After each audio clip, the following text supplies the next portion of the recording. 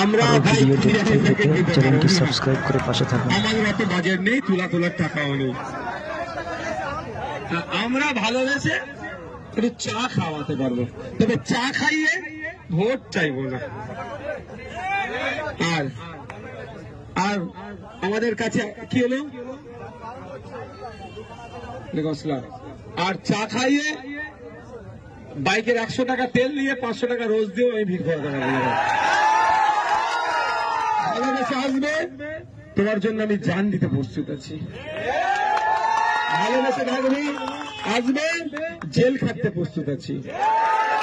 আপনাদের হয়ে কথা বলি, আপনাদের হয়ে লড়াই করি, বাংলার মানুষের জন্য, কৃষকদের জন্য, ছাত্রদের জন্য, যুবর জন্য, পুলিশের জন্য, সিভিক ভলেন্টিয়ার জন্য, সরকারি কর্মচারীদের ডিএর জন্য লড়াই করছি।